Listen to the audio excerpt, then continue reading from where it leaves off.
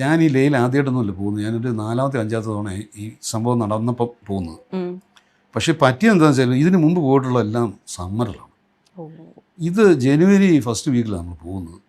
അപ്പം എയർപോർട്ടിൽ ചെന്ന് ഇറങ്ങുമ്പോൾ തന്നെ അവർ അനൗൺസ് ചെയ്യും. ഞങ്ങളൊരു 10-12 പേരെ അതിൻ്റെ താഴെപ്പാടേ ഉള്ളൂ ഫ്ലൈറ്റിൽ. അനൗൺസ് ചെയ്യുമ്പോൾ അവരവിടെ ചെല്ലുമ്പോൾ തന്നെ അവർ പറയുന്നത് ഇതിൽ അനൗൺസ് ചെയ്യുന്നത് ബാഹർ കാ താപ്മാൻ. ഞാൻ മൈനസ് കേട്ടില്ല, 12 ഡിഗ്രി എന്നേ കേട്ടുള്ളൂ. മൈനസ് ഒന്നും ഞാൻ കേട്ടില്ല. 12 ഡിഗ്രി കൊള്ളാമല്ലോ. പുറത്തൊന്നും ഇവിടെ സ്നോയൊന്നും ഇല്ല. അവിടെ സ്നോയോ ഐസും ഒന്നും ഇല്ല. ഐസുണ്ട്, സ്നോ ഇല്ല.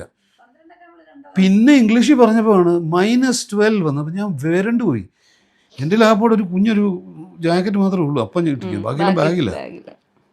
ഇപ്പം എനിക്ക് ലേയിലെ അനുഭവം എനിക്ക് ഉള്ളയാളാണ്, ഞാനിവിടെ പോയിട്ടുള്ളതാണ്. ഈ ശ്വാസം മുട്ടലിൻ്റെ കാര്യം എനിക്ക് നന്നായിട്ട് അറിയാവുന്നതാണ്. എന്നിട്ടും ഈ -12 എന്ന് കേട്ട് പേടിച്ചിട്ട് ഞാൻ ഈ ടെർമിനലിൽ, ഈ പ്ലെയിനിൽ നിന്ന് ഇറങ്ങിയ ടെർമിനൽ വരെ ഒരു തരം അര ഓട്ടം നടത്തി. ഒരു 10-100 അടിയെങ്കിലും കാണുമത്. അവിടെ ചെന്നപ്പം ശ്വാസമില്ല.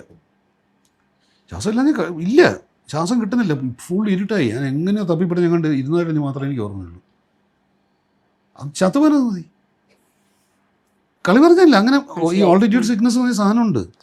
അപ്പോൾ അത് അതിൻ്റെ ഒരു എക്സ്ട്രീം അവസ്ഥയായിരുന്നു ഈ ശ്വാസം കിട്ടാതെ വരുന്നത്. അയ്യോ, അന്നത്തെ തണുപ്പെന്നൊക്കെ പറഞ്ഞാൽ രാത്രി -22 ഒക്കെയാണ്. ഞങ്ങൾ വിചാരിച്ചത് ഞങ്ങളിവിടുന്ന് പിന്നെ ഇങ്ങോട്ട് വരാൻ നേരത്ത് ഫ്ലൈറ്റില്ല.